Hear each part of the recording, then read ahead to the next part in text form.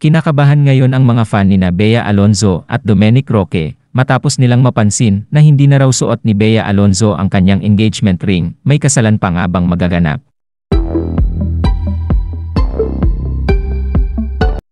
Usap-usapan ngayon sa social media kung may pinagdaraanan ba ang soon-to-be married na sina Bea Alonzo at Domenic Roque.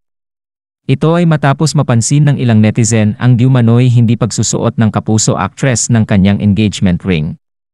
Mayroon ring nakapansin na tila hindi na rin nagpo-post sina Bea at Domenic ng kanilang mga pictures together. Bukod dito, hindi na rin daw nilalike nila Bea at Dom ang post ng isa't isa sa social media. Marami ring nakapansin, hindi rin present ang aktres sa ibinahaging larawan ni Domenic noong i-celebrate nila ang kaarawan ng kanyang mami at ang get-together ng ilan sa kanilang mga kaibigan. Matatanda ang kamakailan lang ng ibahagi ni Bea sa kanyang vlog ang kanilang naging travel sa Japan kung saan binisita nila ang Mount Moiwa na nasa Sapporo. Sa katunayan, naglagay rin sina Bea at Domenic ng pangalan sa love padlock at ikinandado ito sa railing ng Bell of Happiness para sa long-lasting relationships. Samantala, sinabi naman ni Bea sa isang interview kahapon na wala pa silang plano para sa kanilang kasal. Marami tuloy ang kinakabahan baka di na ito matuloy lalo pat nangangamoy na ang paghihiwalay ng dalawa. Sa latest post ni Domenic sa kanyang Instagram makikita itong nag-iisa nakaupo sa tabing dagat na tila mo ay may malalim na iniisip. Naka-off ang comment section pero umani pa rin ito ng samot-saring reaksyon mula sa iba't ibang entertainment social media pages. Naawa ako kay Domenic. Sayang naman if it's true, hopefully they'll get through it, that's okay. Kaysa naman ipilit ituloy ang kasal then separate, wala nga divorce sa Pinas. Ouch, let's be kind. If true, this is not easy for both but may save them from further pain. Hala mukha nga true, di naman yata talaga sigurado si ating sa kanya eh. Obviously something happened, kaya mahirap kung masyadong lantad ang relationship sa social media. At least di pa kasal, mas malala pa rin case ni Tom at Carla.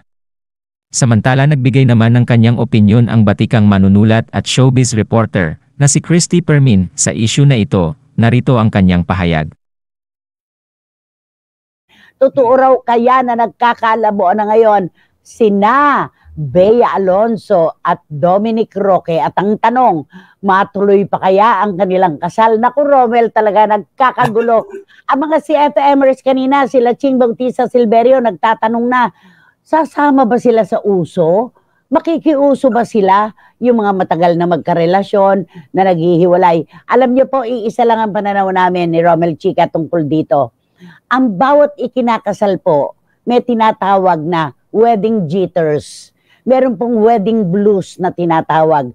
Kasi napakatindi po ng tensyon. Yung paghahanda, di ba Romel? Oo.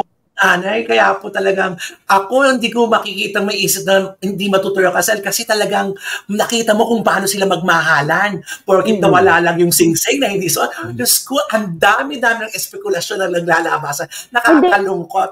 At saka alam mo, yung kanilang pagpapalitan ng sing-sing, minsan hindi naman talaga ginagamit ni Bea yun eh. Diba?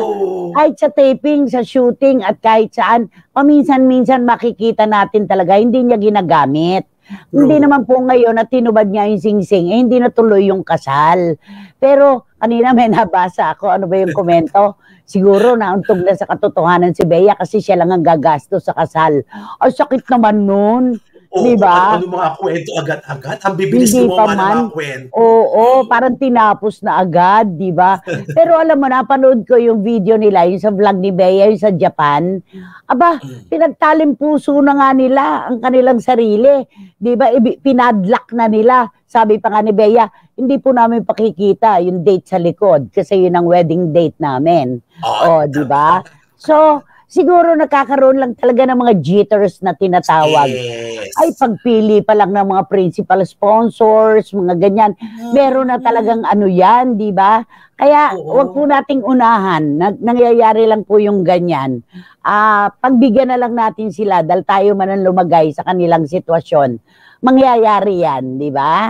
Correct. Lalo na sikat itong couple na ito, lalong-lalo na si Bea. ang lahat ng mata ng tao ay nakatutok sa kanila ngayon. Bawat kibot, bawat plano, nandun lahat sila Totoo yan. sinusundan. Pero napansin ko lang, nung nasa Japan, hindi nga sila masyadong sweet. Naku, dinagdagan ko raw.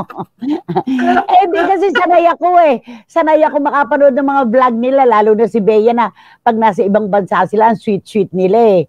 Eh, sa Japan, hindi ko sila masyadong nakitang ganun eh. O nadagdagan ko pa yan. Hindi nga daw nakita si Dominic Roque si Bea Alonzo nung birthday ng nanay ni Dominic. Wala. Nako, ayan na. Diyan nagsisimula yung mga uninvited, di ba? Correct. Di ba ganyan din yung kay Richard at saka kay Sara Labari, di ba? Laging wala si Sara sa mga piging ng mga Gutierrez. At ayun na nga, pumutok ang balita, hiwalay na talaga. Naku, wag naman sana kung sumabay sa uso si Dom at si Bea. Nanghihinayang naman ako sa kanilang pagmamahalan. Napakaganda ng kanilang relasyon para masira ng ganito kaaga at hindi mauwi sa dambana o sa altar ang kanilang relasyon. Sayang naman. Laban lang dapat. Ipaglaban ito ng bonggang-bongga para matuloy. Pero kung talagang may mga nagaganap na hindi natin alam at hindi pa nila sinasabi, wala tayong magagawa. Ganun talaga eh. Siguro, di ba, sabi nga, pagkapanganak pa lang natin, meron na talagang nakadestino para makasama natin habang buhay. Eh kung gano'n na mangyayari, maaaring baka hindi nga sila yun, di ba? Baka meron pang darating sa kanilang buhay na nakadestino talaga para makasama nila. May mga gano'n eh. Kaya, how I wish, hindi totoo yung duda at haka-haka ng marami. Kasi nga, hindi na raw naglalikean sa kanilang mga post, di ba? That's shoes. Eh, syempre nga, di ba, di ba na kasi nga, di ba, pag yung mga jitters, kaya gano'n nga eh, nagbabago lahat ang mga moods nila na parang, hayaan mo na nga natin itong mga bagay-bagay ito. Iwas nga muna tayo kasi nape-pressure na sila masyado. Totoo, sana, gano'n lang.